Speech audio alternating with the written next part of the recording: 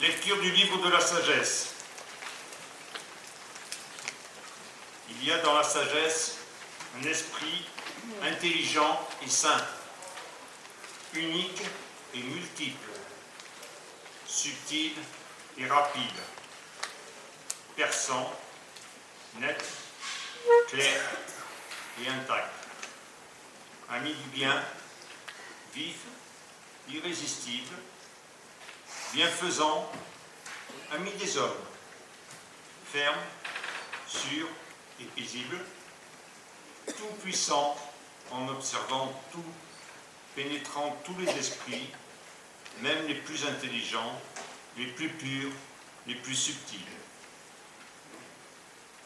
La sagesse, en effet, se meut d'un mouvement qui surpasse tous les autres. Elle traverse et pénètre toutes choses à cause de sa pureté. Car elle est la respiration de la puissance de Dieu, l'émanation toute pure de la gloire du souverain de l'univers. Aussi, rien de souillé ne peut l'atteindre.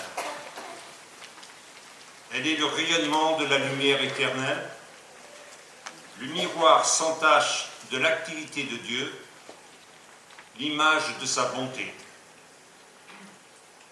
Comme elle est unique, elle peut tout, et sans sortir d'elle-même, elle renouvelle l'univers.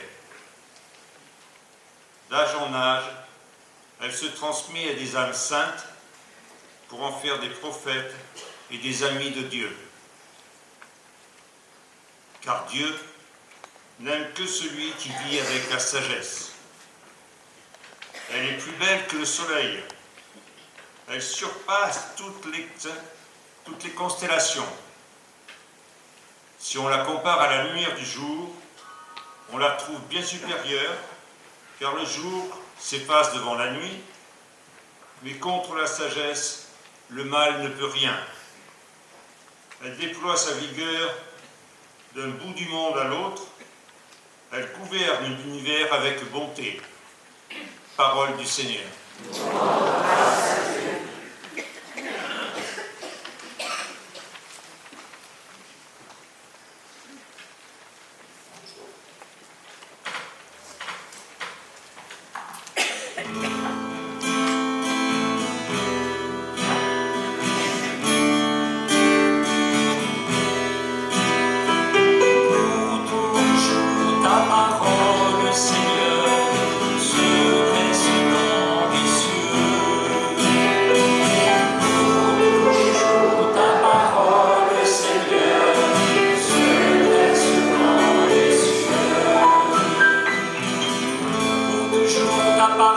Seigneur, se dresse dans les cieux. Ta fidélité demeure d'âge en âge. La terre tu fixa tient bon. Pour toujours ta parole, Seigneur, se dresse dans les cieux.